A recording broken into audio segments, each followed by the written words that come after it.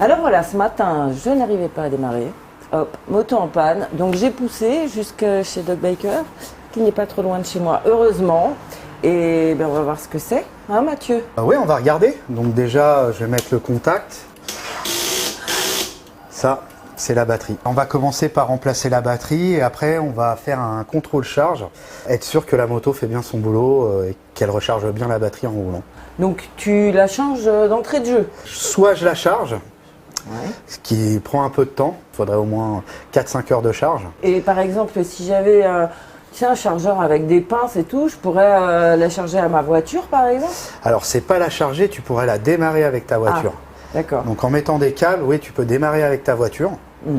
Mais ça va pas la recharger instantanément. Il va falloir rouler et être sûr que la moto fasse bien son boulot pour que ça recharge la batterie. Bon, alors comment on fait? Et d'abord, c'est où une batterie? Alors souvent sur les motos, c'est sous la selle. Ouais. À partir de là, moi je vais démonter la batterie. Je commence par démonter la masse. C'est quoi la masse? Alors c'est le moins, c'est la partie négative de la batterie. Il y a un positif et un négatif. Ah oui, comme sur les petites piles, quoi. Voilà. Bon, et pourquoi tu commences par le moins? Alors le moins, c'est ce qui est relié à tout, partout sur le châssis. Moteur, châssis.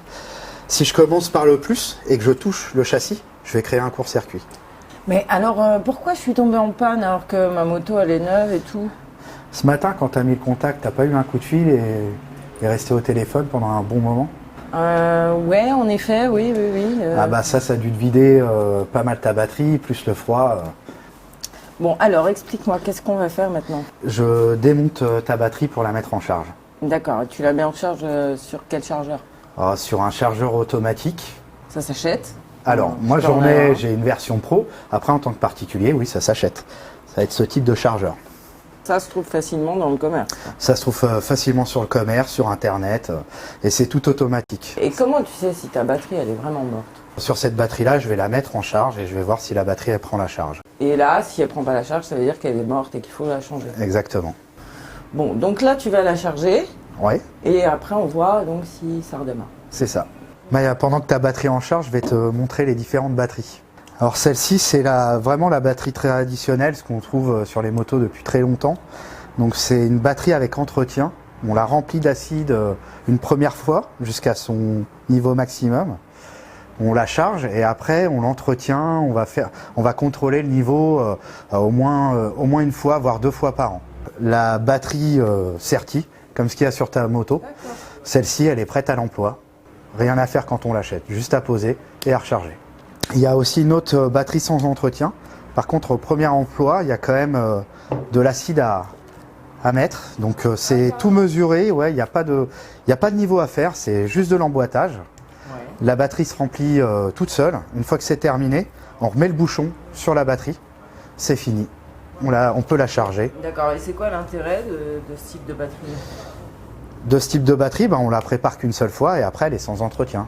D'accord. Et au niveau des tarifs, c'est à peu près équivalent? Non, la batterie traditionnelle était moins chère. Oui, c'est bon. Voilà. Bon alors ça y est, elle est chargée? Là, elle est chargée. On va remonter. Alors, il y a un sens. Oui, il y a un sens. Vu qu'il y avait un sens pour la démonter, il y a un sens pour remonter. Ça va être le contraire. On va d'abord monter le plus avant de monter la masse. Pour pas faire le court-circuit. C'est ça. Okay. Pour être sûr que la moto fasse bien son travail, je vais faire un contrôle charge. Vérifier que l'alternateur et le régulateur fassent bien son boulot. D'accord. Et avec quoi tu fais ça? Avec un voltmètre. Ah oui. Alors je vais juste le connecter aux bornes de la batterie. Donc là je vais mesurer sans avoir le contact le voltage de ma batterie. C'est donc la tension. Hein. La tension. Donc je suis à 12 volts 70. Je vais démarrer. Et au ralenti, je dois avoir plus que les 12 volts 70.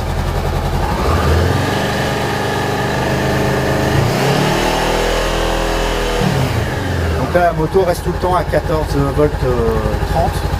Donc elle fait bien son travail, elle régule bien et elle charge bien. Qu'est-ce qui se passe si c'est pas la bonne tension?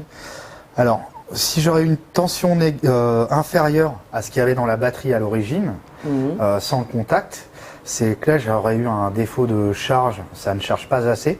Bon, et là, il faut faire quelque chose. Ah ouais, faut pas rouler comme ça. La panne de la batterie peut être le résultat d'une panne de régulateur ou d'alternateur. Bon, alors c'est bon, je peux repartir? Je remonte la selle et oui, c'est bon, tu peux repartir. Bon, bah écoute, merci Mathieu pour tous tes conseils. Merci à toi, avec plaisir.